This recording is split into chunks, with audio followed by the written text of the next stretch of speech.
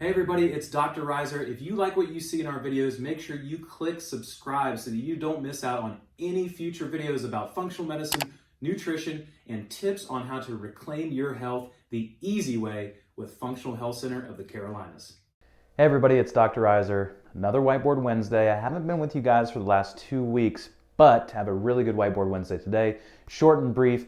As you can see, no whiteboard with me today, but where am I right now? I'm not in the office, obviously. I am in your intestine. That is right, I'm in your small intestine today, and we're going to talk about it.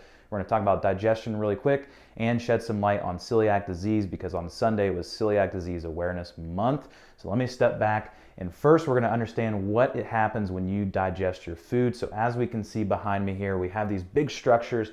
These are called microvilli, and when you eat your food, in order for you to digest nutrients like vitamins, minerals, proteins, amino acids, they have to be grabbed by these villi and allowed to go through the membranes or the cell membranes into your bloodstream, because inside these villi you have your little capillaries. They let the vitamins and minerals and frankly just your nutrients go all throughout the body and your bloodstream, and that is how you digest.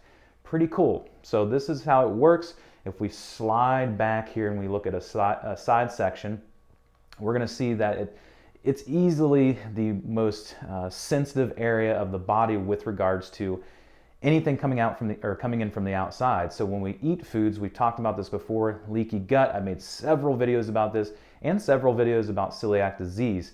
So let's touch on it again, because it was Celiac Disease Awareness Day, and we're going to talk about what exactly is happening, how you can test for it really quick. So obviously, number one, if you know that you're feeling issues, stomach bloating, diarrhea, constipation, skin issues, fatigue when you eat gluten, that's an indication.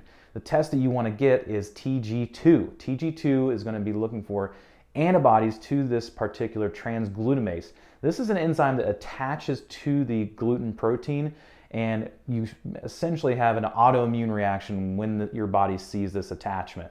And so this is what's happening with celiac disease, but there is something called non-celiac gluten sensitivity. And this is where we have the gluten sensitive people that get made fun of all the time. People say it's all in their heads, doctors say it's all in your heads. No, this is true. A recent research article showed that 160 people, when they tested, 80 of which had this non-celiac gluten sensitivity, actually reacted to gluten in the same way that celiac disease patients did.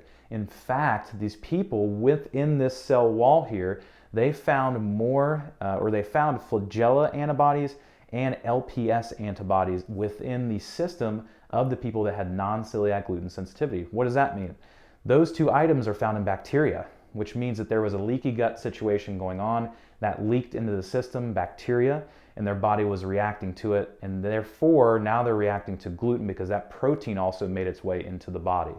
So whether it's celiac disease, non-celiac gluten sensitivity, we are dealing with leaky gut. Number one thing you want to do is take gluten out of your diet. Number two, you want to figure out what's causing your leaky gut and then get somebody like me to fix it. You've got to get it sealed up, sealing up these membranes so that only the nutrients are going into the bloodstream and nothing that's like bacteria, yeast, parasites, chemicals, anything like that. The typical things that are going to break down the intestinal wall: prolonged exercise, too long, too aggressive, chemicals, so bioorganic pesticides. You have things like medications that can cause leaky gut. And then also, obviously, the big thing, and one and only, will be dysbiosis from bacteria and yeast. Get your stool test. I talk about this almost every single video. Check the stool that's in here, because it can show you what's happening, especially yeast. As I said last year in my celiac video, my celiac disease awareness video, that TG2 that they're looking at also latches onto yeast, and it causes the same immune system reaction as it does when it latches onto gluten.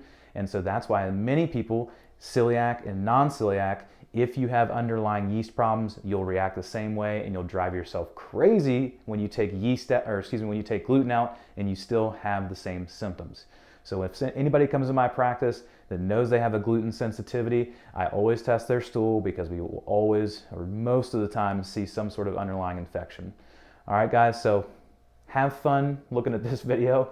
It's been enjoyable being inside your intestine. Hopefully you learned a little bit. Look out for next Wednesday for another Whiteboard Wednesday.